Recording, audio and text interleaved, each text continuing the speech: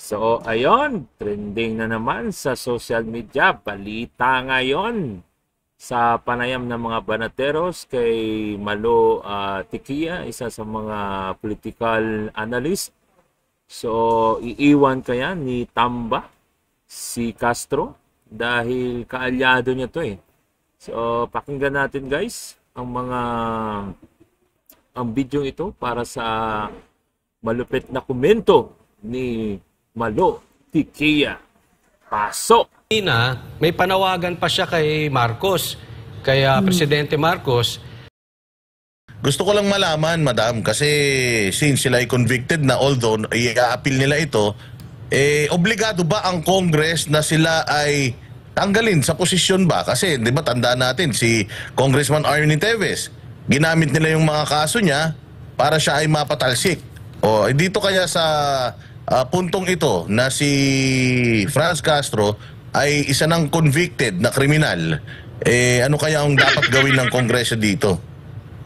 Well, alam mo Dada, tama ka, on appeal yan, pero conviction siya, no? At conviction na child abuse ang hinataw ng korte. Tama ka rin na may president na kay Congressman Teves. Yung kay Congressman Teves kahit on appeal kaagad inalis nila sa pwesto. Yung kay Congressman Mark Jimenez, umabot pa yon ng found guilty rin at hindi na pinaabot on appeal. Immediately inalis. So may mga legislators tayo na convicted pero on appeal. May dalawa sa Senado at may ilang mga kaso wala pang conviction sa House of Representatives. So again, papasok na naman dyan yung ethical standards, no?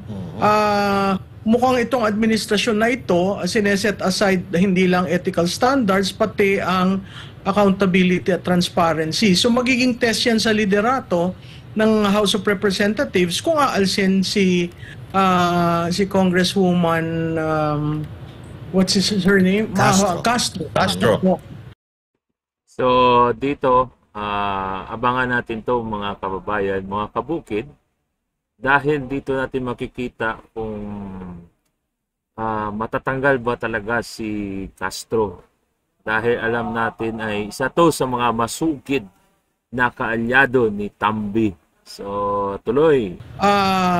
Dapat ang batas walang pinapaboran, no? Dapat patas lang. So makikita natin anong reaksyon ang gagawin ng speaker considering na si Congresswoman Castro malaki ang role niya sa budget nung last year, di ba?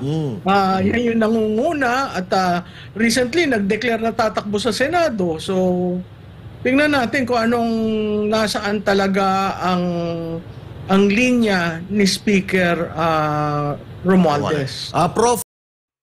So, hindi naman ito mananalo ng pagkasenador. Kitang-kita mo naman, convicted yan. So, mahirapan yan makapanalo ng senador, mga kabukid. Di ba? Nasabi nyo na tatakbo itong si Congressman Castro bilang senador.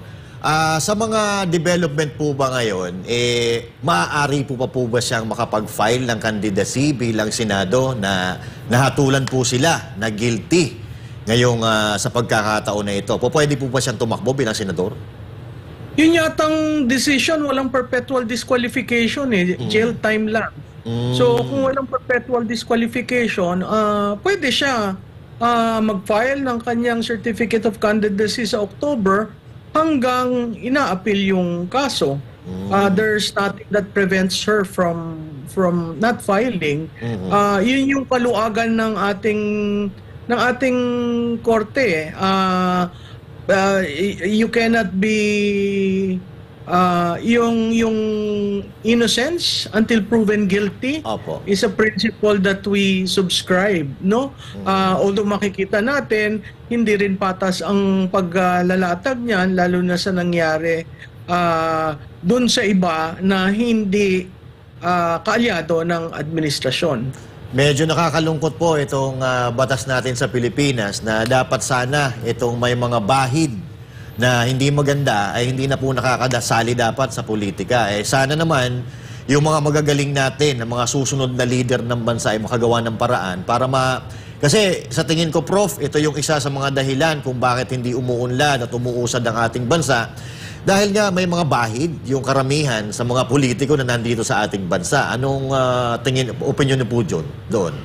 Alam mo, kung titingnan natin ang istorya nila, dati silang lumalaban sa Estado. Tapos, nabigyan sila ng tsansa through an amnesty na pumunta na dito sa parliament, no? Doon na sa legislative. Pero wala namang renunciation na ginagawa nila. Yung ginagawa nila, walang renunciation, tumakbo sila. So makikita natin, parang tayong ginigisa sa sarili nating mantika. Kasi Tama ka, Mamalu, Tikia, dahil tumakbo yan sila para magkamkam ng budget para gamitin din nila para sa gobyerno. O, di ba? Talagang ginigisa talaga tayo ng ating ng mantika. Talaga to sila. dati, quote-unquote,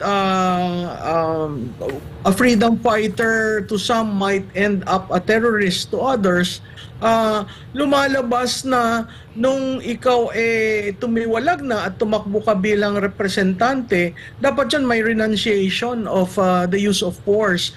Pero makikita natin na patuloy pa rin kasi ito, recently lang yan na recruitment ng mga minor de edad, no? So makikita natin na patuloy pa rin. So, yung sinabi kong ginigisa tayo sa sarili nating mantika, sila ay member of parliament, nag-oath sila na they will defend the constitution and adhere to the law of the land, sinesweldohan sila, meron silang pork barrel, and yet, makikita mo, patuloy pa rin. Itong kasong ito is proof na hindi naman sila tumigil sa recruitment. Yun ay maling-mali dahil nasasangay ka na ng parliamentary politics, hindi ka na dun sa kalsada na kalaban ng Estado. Okay. May question ka pa, Boss Dada or Coach Oli? Good evening, Prof. Coach Oli po. Di ba, nangyari to kay Kong Tebes, sinuspindi agad. Ngayon, malalaman natin ang tayo ng Kongreso dito, especially Speaker, kung yung ginawa kay Kong Tebes ay gagawin din dito kay Castro. Ngayon, kung sakaling hindi gawin, at ine-expect naman natin niya, malamang-lamang ay hindi gagawin. No? Dapat ba itong si Castro magkaroon ng hiya na siya mismo mag-resign o i-inhibit or bumaba muna sa kanyang posisyon? Alam mo, Coach Oli, yan hamon sa kanya. Dapat hamon ng taong bayan yan. Magkaroon ka ng ethical moorings, no? Yung standard by which you will be judged. Hindi porke hindi ka aalsin ni Speaker, okay lang. Pero sumasang-ayon ako. Sa tingin ko, hindi yan aalsin ni Speaker. Sa tingin ko rin, parte ng negosyasyon na wag siyang alsin. Kung ano man yung magiging role niya kay Speaker, makikita naman natin yung makakaliwa talagang sumasang-ayon kay Speaker kung saan konti-konti lang ang binabanat, makikita natin na critical, doon husgahan ng bayan. Kung si Speaker ba ay patas ang pagtingin sa batas o may pinapaboran. This will be the test. At pag hindi siya naging patas, let us call them out. Alam mo, kalakasan ng bayan ng bawat Pilipino. Parating natin sa kanila yung sentimento natin dahil hindi naman pwede na porke kaalyado ka, protektado ka. Correct. Kasi po kanina, may panawagan pa siya kay Marcos, kay Presidente Marcos, kasi buti itong desisyon ng korte ay nangyari ngayon. Dahil kung nangyari yun nung panahon ni PRRD, malamang kasalanan na naman ito, isisisi na naman kay PRRD. Ngayon wala silang, hindi nila pwedeng isisi. Pero may panawagan siya, reaction po, panawagan niya kay Marcos. Well, alam mo, part ng propaganda yung ginagawa nila eh. Ever since naman magagaling sa propaganda yung grupong yan. So yung panawagan kay Presidente, again, makikita natin si Presidente gives a lot of leeway kay Speaker. Lalo na pagdating sa House of Representatives. So, kung ano man yung isasuggest o re-recommenda ni Speaker, most probably yun ang didesisyonan ni Presidente. Alam mo, ang isang challenging dyan, di ba nagsabi na bawal ng protest barong.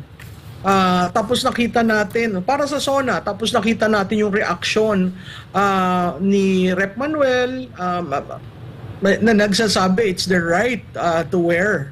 So tingnan natin, susunod ba sila kay Speaker? Kasi ang threat doon, ikukulong daw, ilalagay daw doon sa detention area pag naka-protest barong. Tingnan natin kung masusunod yung mga gusto nilang mangyari. So, ayun. Yun yung mga babantayan natin, guys, sa mga susunod na mga araw. Kung talaga bang aalisin sa Kongreso si Castro, si Castor, si Castrol, 'di ba? Kasi kalyado talaga 'to ni Tambi, lalo na dun sa budget, lalo na yun dun sa mga ni VP Sara. Siya tong nangunguna eh. So, abang-abangan natin mga kabukid, mga kababayan. Hindi tayo papayag na hindi ito maaalis, hindi makukulong ang salot ng lipunan. So, bawasan natin sila. Kung pwede, wala nang mananalo na makakaliwa ngayong 2025. Pagtulungan natin to, guys, mga kababayan. So, salamat sa panonood. Huwag niyong kalimutang i-subscribe, i-like, i-share ang video ito sa lahat pang hindi nakapapanood ng mga ganitong klaseng video. Peace out!